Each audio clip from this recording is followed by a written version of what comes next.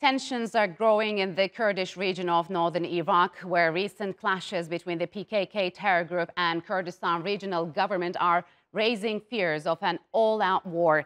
This comes as authorities in Erbil and the Iraqi central government have decided to take a unified stance against the terror group and end its long presence in the mountains of northern Iraq. Haider Abbasi explains. Sinjar from above.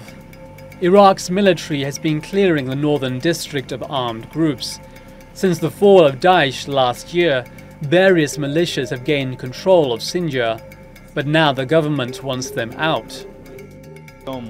December the 1st is the day of the implementation of the Sinjar deal, the deal signed between the Iraqi government and the government of the Kurdistan region. This agreement foresees the return of internally displaced people and launches the reconstruction of Sinjar.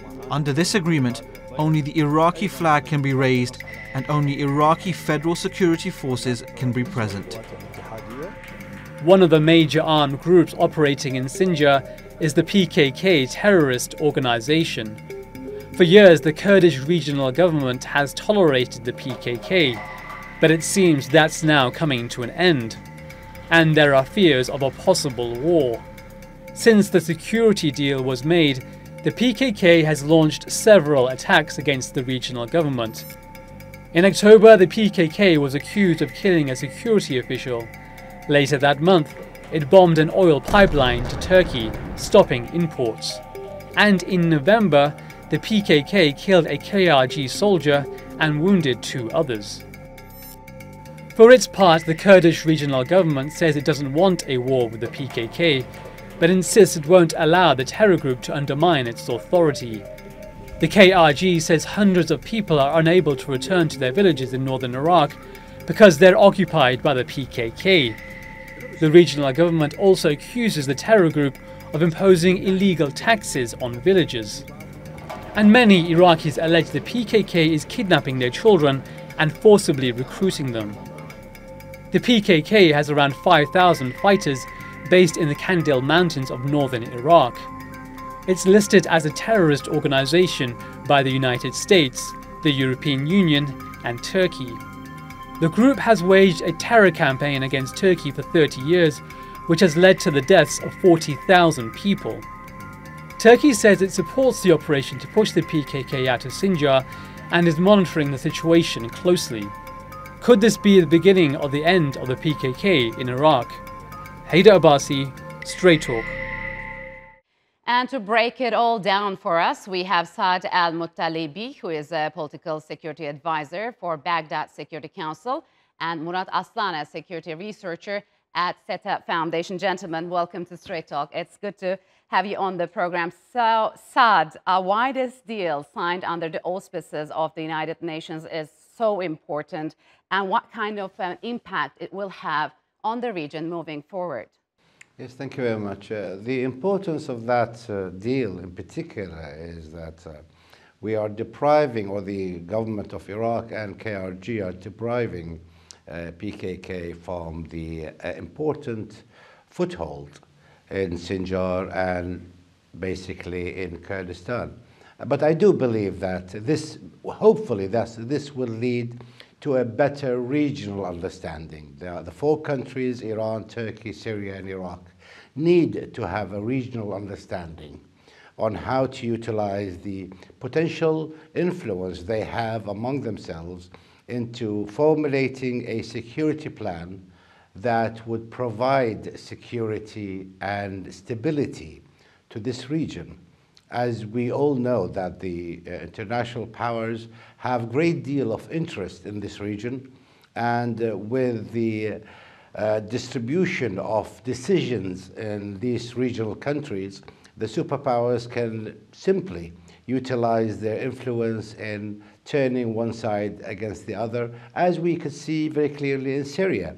And we saw that in Iraq, and it is practiced in Iran, and maybe in future practiced within the borders of Turkey. So I do believe that the need for better regional cooperation. Yeah, so Murat, how is this, talk to us actually about the strategic importance of Sinjar, both for Iraq and Turkey, and how has deal played out so far? Can we say that all the armed elements are cleared off, or they just retreated to mountains? This agreement between Iraq and Kurdish regional government is really brilliant and promising. And I believe that Turkey supports it because PKK is a threat to the overall region.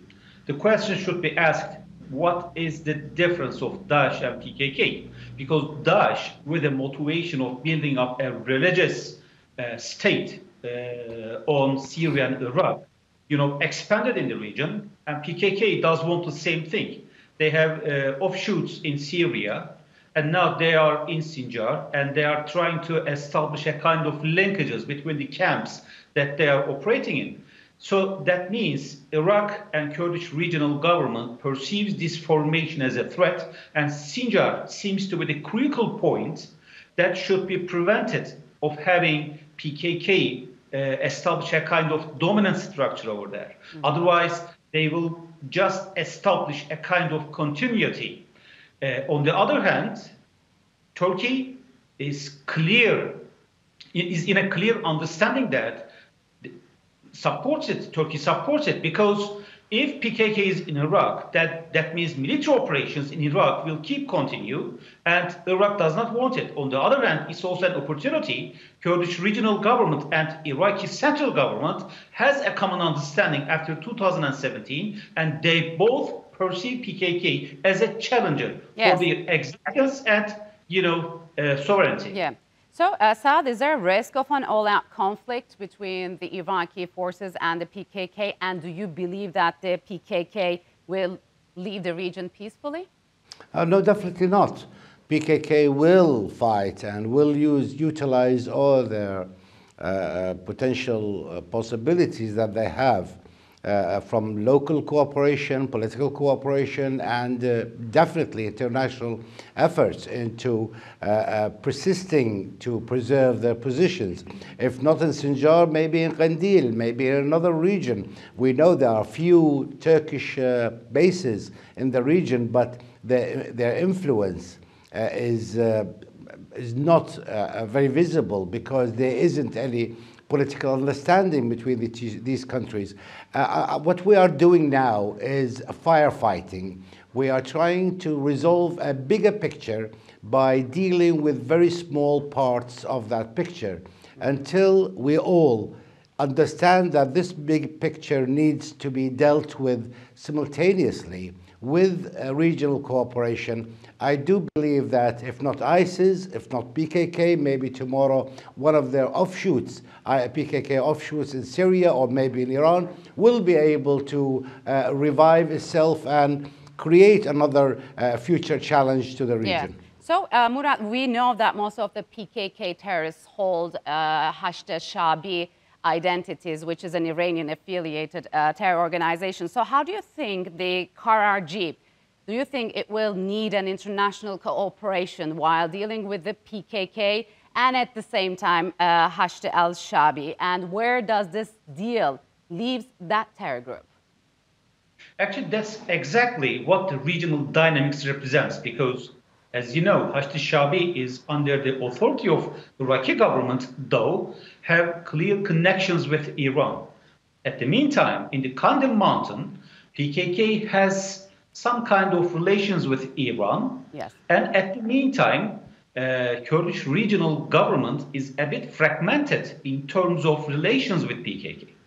So if you just gather all sub-dynamics in a single picture, Iran appears to be the significant actor that will either encourage PKK and Hashd al-Shabi cooperate and establish a kind of bridge with Syria just to have Iranian support to Iranian militias in Syria, and at the meantime challenge the US supported mechanisms, because we know that US is in a clear action to divert PYD with PKK. Yes.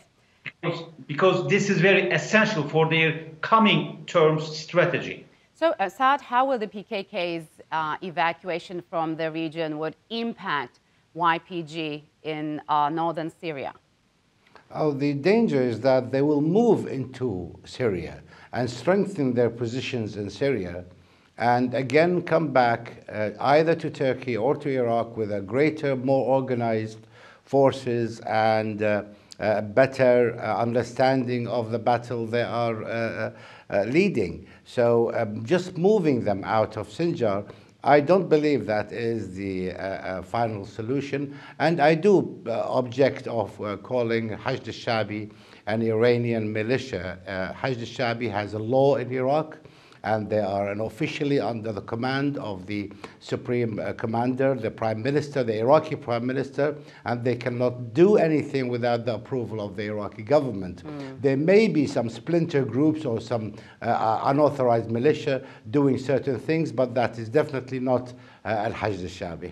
So if they, Murat, move to Syria, how would a Biden presidency would deal with the YPG, because Turkey sees it, it's affiliated to the PKK. It's all known, it's all documented by international bodies that PKK and its alleged affiliates, such as the US-backed Kurdish-led Syrian Democratic Forces in northern Syria, they also continue to make use of child fighters. So what do you expect from the new US administration?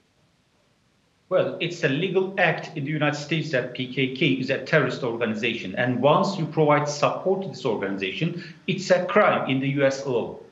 That's very clear. Second thing, I think the new administration in the United States will review the relations with Turkey. And the major issue and concern that's in question is the relations with PKK and PYD of the United States by means of CENTCOM, that means Pentagon. I think Biden is aware of that. And, you know, he will just drive a kind of strategy that will balance. But at the meantime, he wants to rid of the burden in Syria. And I think they will review PYD status quo. And they had actually started it by establishing an environment that will meet all Kurdish segments of Syrian communities. You know, there are many in Turkey living as an immigrant. So I think the United States will review the relations with Turkey and decide afterwards about this. Yeah, we'll see about that. All right, gentlemen, unfortunately, we'll have to leave it here. Thank you very much for joining us on Straight Talk.